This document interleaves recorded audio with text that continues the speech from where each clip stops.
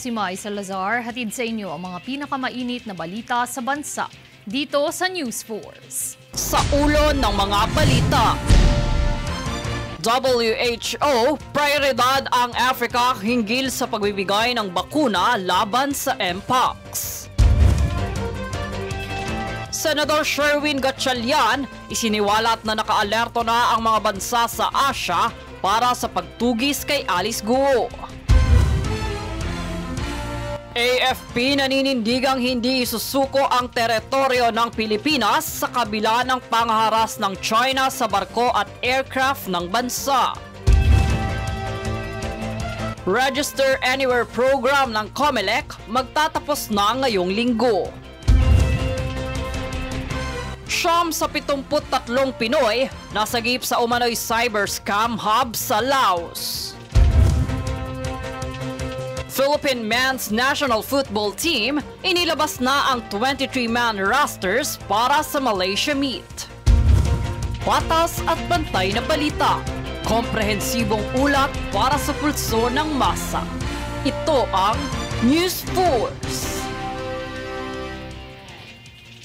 Bunsod ng tumataas na kaso ng Mpox sa kontinente ng Africa, nagdesisyon ng World Health Organization na ilagak muna ang mga bakuna sa naturang lugar. Sinang-ayunan naman ito ng mga kinatawan ng pangkalusugang organisasyon at departamento mula sa iba't ibang panig ng mundo. Ang detalye tunghayan sa ulat ni Princess Castro. Nagdesisyon ng World Health Organization o WHO na ilalaan muna ang mga bakuna kontra sa sakit na Mpox sa kontinente ng Africa. Ito ay bunsod ng lumalalang kaso ng naturang sakit sa lugar kung saan ang tatlong pinakaapektadong bansa nito ay nakapagtala ng higit sa 14,000 kaso. Kaugnay nito ay nagkasundo naman ang lahat ng kinatawan sa iba't ibang panig ng mundo hinggil sa aksyong ito ng pandaigdigang organisasyon upang hindi na ito kumalat pa. Ang mga pahayag na ito ay batay sa kumpirmasyon ni Department of Health o DOH Secretary Teodoro Herbosa makaraan ang naging pagpupulong kamakailan kasama ng mga internasyonal na eksperto. Sa panig naman ng Pilipinas, nananatiling 10 ang kaso na naitala hinggil sa sakit na ito, ngunit lahat ay gumaling na. Bagamat prioridad ang Africa sa mga bakuna, tiniyak naman ng kagawaran na may mga reserbang bakuna na laan para sa bansa. Sa kabilang banda, ilan din sa mga nakapagtala ng kaso ng Mpox ay ang bansang Sweden at Thailand. Matatandaang nitong kamakailan lang ay dineklarang Global Public Health Emergency ng WHO ang Mpox. Patuloy naman ang pagpapaalala ng DOH na palagi ang maghugas ng kamay, takpan ng bibig tuwing umuubo, panatilihin ng maayos na daloy ng hangin at ventilasyon at umiwas sa mga taong mayroon o nagpapakita ng sintomas ng Mpox para makaiwas sa sakit. Princess Castro nag-uulat para sa One Media Network. Upang ipagdiwang ang ika-60 anibersaryo ng relasyon ng Pilipinas at Malaysia, nakatakdang ilunsad ang Art Expo sa darating na Biyernes hanggang Linggo kung saan itatampok ang iba't ibang obra maestro ng 10 artist mula Malaysia at Pilipinas. Ang kaganapan alamin sa ulat ni Princess Castro. Malapit nang masaksihan ang mga obra maestro ng 10 artist mula sa Malaysia at Pilipinas sa gaganapin na Art Expo sa ika-30 ng Agosto hanggang ika-1 araw ng Setyembre. Ang art exhibit na ito ay bahagi ng selebrasyon ng ika-6 na dekadang magandang samahan ng Pilipinas at Malaysia. Itatampok ang mga obra sa ikalawang palapag ng One Ayala Mall sa Makati City kung saan ito ay may temang Celebrating Friendship Through Art, a kaleidoscope of 60 years of diplomatic relations between Malaysia and the Philippines. Pagbabahagi ni Malaysian Ambassador to the Philippines His Excellency Dato Abdul Malik Melvin Castilino sa naganap na Media Night ng Art Expo nitong weekend. I think it's important because it brings about a greater understanding of the society, and through the understanding of society you learn about the importance of tolerance, of understanding, of peace, and of course cooperation. Ding pahayag din ni Ambassador Castellino, mahalagang magkaroon ng kamalayan ng mga Pilipino at Malaysian hinggil sa sining at kultura sapagkat isa itong paraan upang matutunang makibagay at makitungo sa kultura ng dalawang bansa. Samantala, 2 sa 10 artist ang dumalo sa naganap na salo-salo at pagtitipon. Isa na rito si Shaban Disamat ng Malaysia na ang ginagamit na medium sa kanyang obra ay ballpen. Lingid sa kaalaman ng ilan, si Samat ay isang self-taught artist at hindi nagkaroon ng formal na edukasyon patungkol sa sining. Ngunit ito ay hindi naging hadlang upang paghusayin pa ang talento sa pagguhit. Doing art is not for you to gain money 100%. It's for your soul. You need to let something out from you. Let's say if you don't know how to write, you know how to dance, you know how to draw or paint, just do it. Pagbabahagi pa ni Samat, hindi nakakahon sa mensaheng kanyang nais ipabatid ang kahulugan ng kaniyang obra. Ito ay malayang nakadepende sa perspektibo ng madla kung paano nito titignan at uunawain ang ibig sabihin ng kaniyang sining. Sa panig naman ng Pilipinas, isa si Dennis Bato sa mga featured artists na napabilang ang obra sa Art Expo kung saan ang medium na kanyang ginagamit ay mixed media. Ayon kay Bato, bagamat mahirap matukoy ang pagkakakilanlan ng kultura ng isang lugar batay sa sining nito, kaya pa rin itong masalamin ng kasanayan at kagawian ng isang bansa sa pamamagitan ng pagiging totoo ng artist.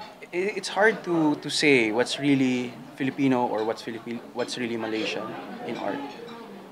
Just be true to yourself, I guess. That also reflects the authenticity of the culture you're in. Ilan lamang sina Samat at Bato sa 10 artists na magtatampok ng kanilang obra sa Exhibition Diversity event na ito. Bukod sa artworks, ay masasaksihan din ang cultural performance mula sa isang grupo ng magtatanghal sa Malaysia, gayon din ang panel discussion patungkol sa contemporary photography at pagbabahagi ng mga artists ng kanilang karanasan at paksa sa iba't ibang disiplina ng sining. Ang kaganapan ay libre at bukas sa publiko. Princess Castro nag-uulat para sa One Media Network. Papuri ang nasambit ni Department of Finance Secretary Ralph Recto kay House Speaker Martin Romualdez dahil sa layunin nitong maipatupad ang Bagong Pilipinas Serbisyo Fair o BPSF. Ayon sa kalihim, kasama sa layunin ni Speaker Romualdez ang pamamahagi sa mga benepisyong dala rin ng card program, isip, maging ng sibol. Binigyang diin din niya na ang mga benepisyong ito ay hindi lamang tutulong kundi paraan din upang mapalago ang kabuhayan sa pamamagitan ng mga oportunidad para sa mga nais magnegosyo.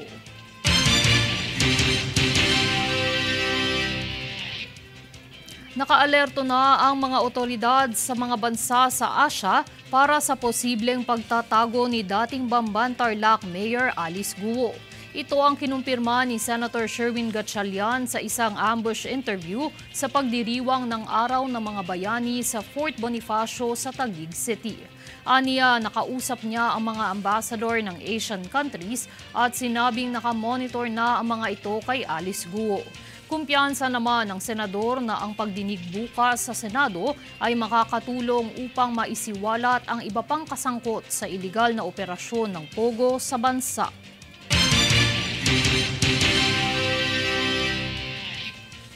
Habang palalim ang investigasyon sa Pogo, nagsampa ng sabina ang House Quad Committee laban kay Harry Roque at iba pang sangkot rito matapos ng kanilang hindi pagsipot sa pagdinig. Para sa buong impormasyon, tunghaya ng ulat mula kay Jade Buhoy. Nagsampa ng sapina ang House Quad Committee laban kina Harry Roque at Alberto Serna matapos ng mga itong hindi dumalo sa pagdinig ukol sa mga ilegal na operasyon ng Pogo sa bansa. Si De La Serna na kamakailang inimbitahan noong ika-22 araw ng Agosto ay inirepresenta lamang ng kanyang abogado, dala ang excuse letter nito. Ngunit hindi ito nakatakas sa pagkwestiyon ni Abang Lingkod Party List Representative Joseph Paduano na siyang nagtulak na magsampa ng sabina laban kay De La Serna. Pahayag ni Paduano ang excuse letter na ito ay hindi valid kung saan kanyang binigyang diing walang pruweba ng legal na otoridad upang irepresenta sa pagdinig si De La Serna. Sa kabilang banda, matapos madawit ang pangalan ni Roque sa operasyon ng Pogo, napag-alaman ang kaugnayan nito kay De La Serna noong kasagsagan ng pananalakay ng PAOCC sa Lucky South 99. Sa nasabing raid, dito nakita ang umano'y pagsagot ni Roque sa mga gastusin ni De La Serna patungang Poland, Ukraine at Italy noong nakaraang taon. Ang mga impormasyong gaya nito na naisiwalat ay nagsanhi ng pagkwestiyon sa kanilang ugnayan at pagiging legal ng kanilang mga kamakailang pagtungo sa ibang bansa. Jade Buhoy, nag-uulat para sa One Media Network.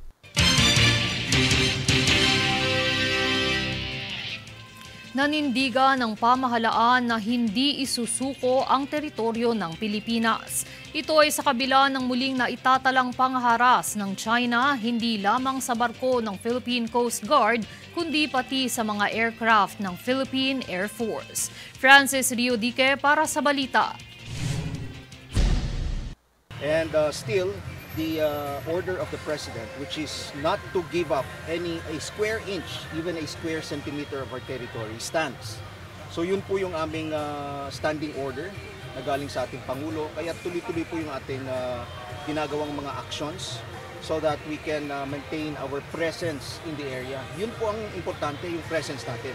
Pahayag ito ni AFP Chief Romeo Bronner Jr. kaugnay ng muling na itatalang insidente ng pangaras ng China sa mga barko ng Pilipinas. Hindi lamang barko ng Philippine Coast Guard, kahit ang vessel ng Bureau of Fisheries and Aquatic Resources o BFAR ay binuntutan, binangga at winater cannon ng China Coast Guard. Linggo ng umaga nang mangyari ang pangaras na ito ng CCG sa BRP Datu Sanday na magsasagawa sana ng pagpapatrolya at resupply mission sa Escoda Shoal. Nagresulta ang insidenteng ito sa pagkasira ng communication at navigation system ng barko, kaya naman hindi na naging matagumpay ang misyon ng BFAR. Paggigit ng China, iligal na nang himasok ang barko ng Pilipinas. Kaya naman ang mga aksyon umano ng mga barko ng China ay bilang countermeasures lamang. Samantala, ayon naman sa Department of National Defense, nakatuon ang pamahalaan upang hindi humantong sa armed conflict ang tensyon sa West Philippine Sea. Let us deter an armed attack. That is the more important thing, and that is what I focused on doing. Everybody is too focused on armed attack. Let's make ourselves strong enough so that does not happen. Samantala ay binahagi naman ni AFP Chief Bronner na nagsagawa ito ng pagpapatrolya sa West Philippine Sea sakay ng isang fighter jet. Dagdag pa niya, gumagana ang flares ng mga fighter jets na pwede sanang gamitin upang pumalag sa Chinese aircraft. Ngunit paglilinaw niya, hindi gagayahin ng Pilipinas ang ginagawang pangaharas ng China. At tinesting rin natin yung flares natin. Gumagana yung mga flares natin. So we have that capability, but then again,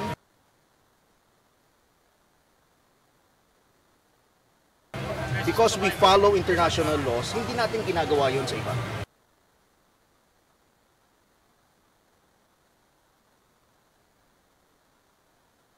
Matatanda ang dalawang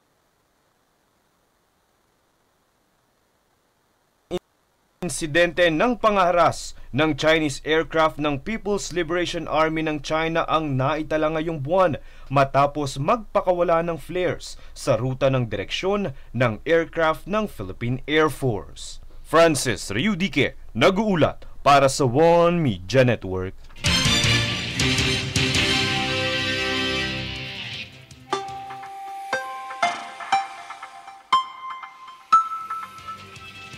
Sa ating ulat panahon, isang tropical cyclone na may international name na Typhoon Shanshan ang patuloy na nananatili sa labas ng ating bansa.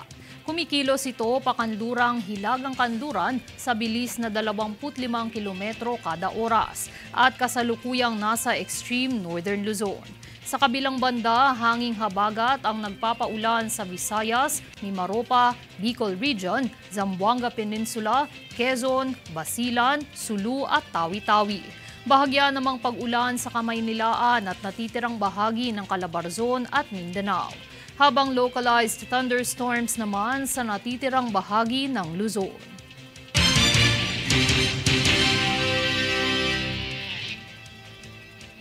Susunod sa News Force. MRT-3 inanunsyo ang pagtataguyod ng mga police outpost sa mga istasyon.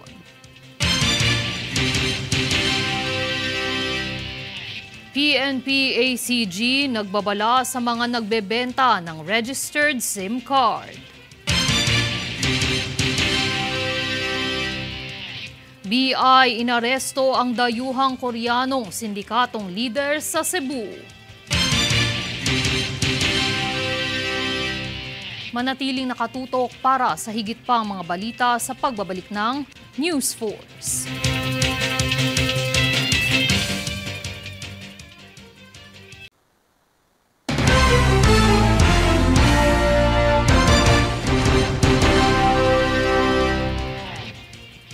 Bilang paggunita sa Araw ng Mga Bayani, pinangunahan ni Pangulong Ferdinand Marcos Jr. ang pagdiriwang nito sa Fort Bonifacio sa Taguig City.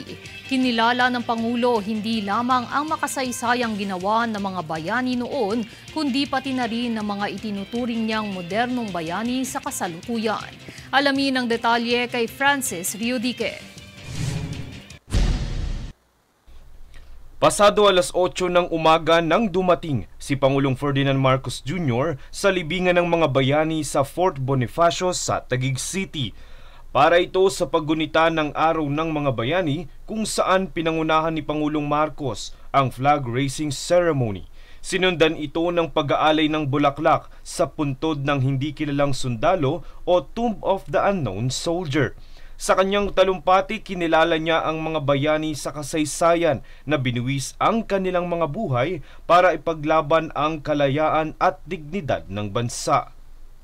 That our commemoration today teaches the importance of not only remembering our heroes, but also of continuing to perpetuate their legacy of patriotism and of nobility. After all, heroism is not confined to just the history books. Sa tema ng selebrasyon, nakabayanihan ng Pilipino sa panahon ng pagbabago, kinilala din ni Pangulong Marcos ang mga itinuturing na modern-day heroes. Kabilang sa kanyang nabanggit ay ang mga overseas Filipino workers, mga guro, healthcare workers, magsasaka at mangingisda. Isinama rin ang sandatahang lakas na patuloy na pinoprotektahan ang mga mamamayan, pati na rin ang teritoryo sa karagatan, at ang mga atletang binabandera ang bansa sa larangan ng sports. That is the definition of a modern hero, and the testament that each of us is capable of becoming one, by uplifting our fellow men and women, serving our communities, and working to save our heritage for future generations. Panawagan ng Pangulo sa mga Pilipino maging bayani sa pamamagitan ng pagsusulong ng demokrasya, pagsunod sa batas at pagprotekta sa soberanya. Francis Riodique, nag-uulat para sa One Media Network.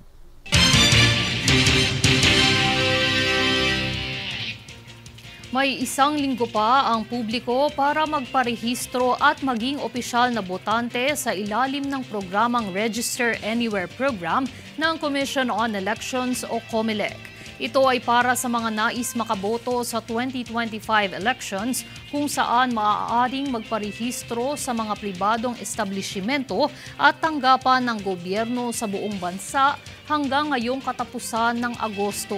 Kwalipikado kang maging botante kung ikaw ay 18 taong gulang pataas, naninirahan sa Pilipinas ng hindi bababa sa 1 taon at naninirahan sa lugar kung saan nais mong magparehistro ng hindi bababa sa 6 na buwan bago ang araw ng halalan.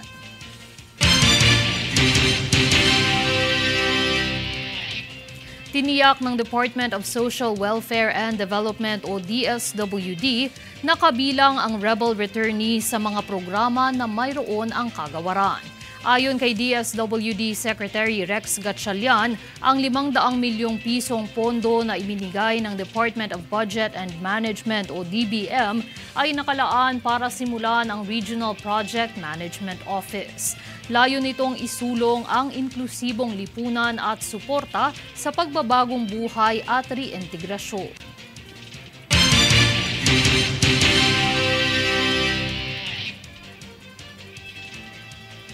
Matagumpay na naitaguyod ang mga police outpost sa istasyon ng mga tren para sa dagdag seguridad at pagtitiyak sa kaligtasan ng bawat mananakay. Ang detalye sa ulat ni Daniza Lopez.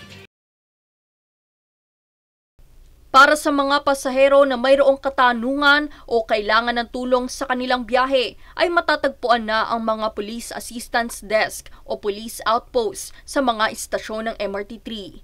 Inanunsyo ito ng MRT3 kamakailan para alalayan ang publiko sa kanilang paglalakbay at bilang dagdag seguridad na rin para sa kaligtasan ng lahat.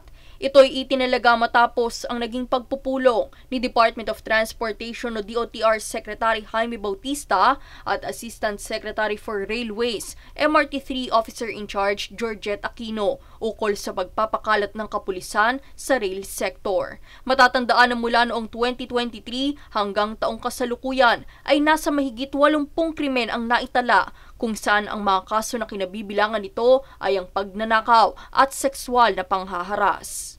Patuloy naman ang paalala ng pamahalaan sa mga biyahero na maging alerto at huwag mag-alinlangang ipaalam sa mga otoridad ang anumang masaksihan o maranasang pang-aabuso. Daniza Lopez nag-uulat para sa One Media Network. Ligtas nang nakauwi ng bansa nitong linggo ang 73 Pinoy na nasagip mula sa human trafficking scheme sa Laos.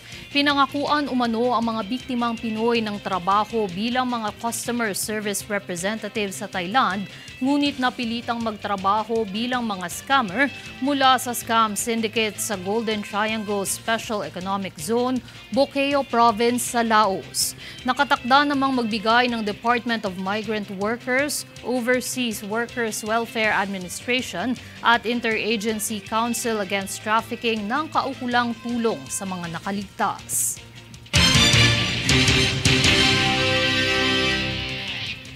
Binalaan ng Philippine National Police Anti-Cybercrime Group o PNP-ACG ang mga nagtatangkang magbenta ng registered SIM card sa platapormang online. Ang kaparusahan na maaaring ipataw, alamin mula kay Daniza Lopez. Sa paglaganap ng bentahan ng mga registered SIM card online, ay muling nag-abiso ang Philippine National Police Anti-Cybercrime Group o PNP-ACG sa publiko na itigil at huwag nang tangkain pang gawin ang iligal na aktibidad na ito. Pagbabahagi ng ahensya, ito'y lumalabag sa Batas Republika bilang 11934 o ang Subscriber Identity Module SIM Registration Act. Paliwanag ng PNP-ACG, kaya't ito'y hindi pinahihintulutan sapagkat kadalasan itong ginagamit sa panlilinlang.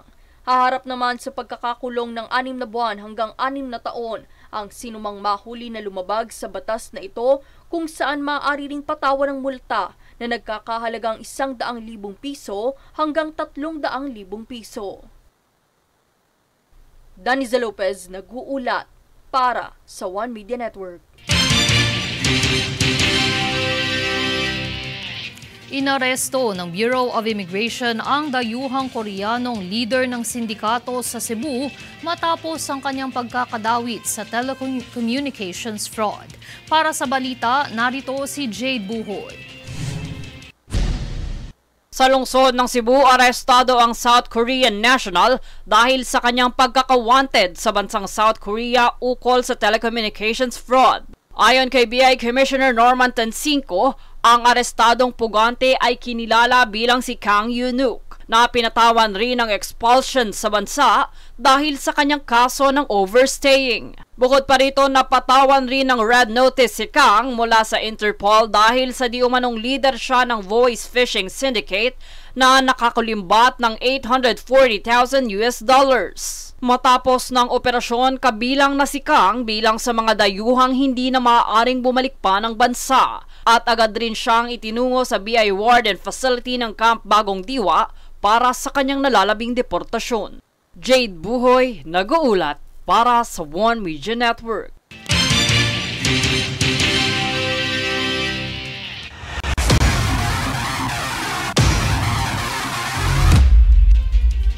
Opisyal nang inilabas ng Philippine Men's National Football Team ang listahan ng 23-man rosters na lalahok sa Malaysia Meet. Ang ika-43 edisyon ng Merdeka Cup ay gaganapin sa ikalawa hanggang ika-10 ng Setyembre sa National Stadium sa Bukit Jalil, Kuala Lumpur, Malaysia. Para sa kabuang listahan, makikita ang detalye sa opisyal na Facebook page ng football team na nakatala sa inyong screen. Samantala, sunod na tutungo sa Thailand ang kupunan sa ika-7 hanggang ika-15 ng Oktubre para sa kampanya nila sa Kings Cup 2024. At narito ang recap ng mga nagbabagang balita ngayon. Sa ulo ng mga balita, WHO, prioridad ang Africa hinggil sa pagbibigay ng bakuna laban sa Mpox. Senador Sherwin Gatchalian, isiniwalat na nakaalerto na ang mga bansa sa Asia para sa pagtugis kay Alice Guo. AFP naninindigang hindi isusuko ang teritoryo ng Pilipinas sa kabila ng pangharas ng China sa barko at aircraft ng bansa. Register Anywhere program ng COMELEC magtatapos na ngayong linggo.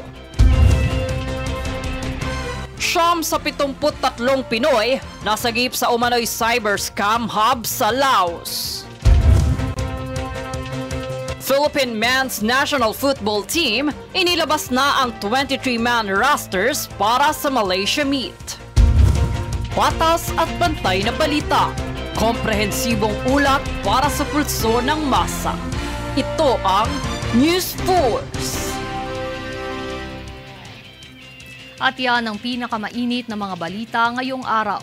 Manatiling nakatutok sa aming mga ulat at updates sa aming Facebook page, facebook.com/OneMediaNetwork.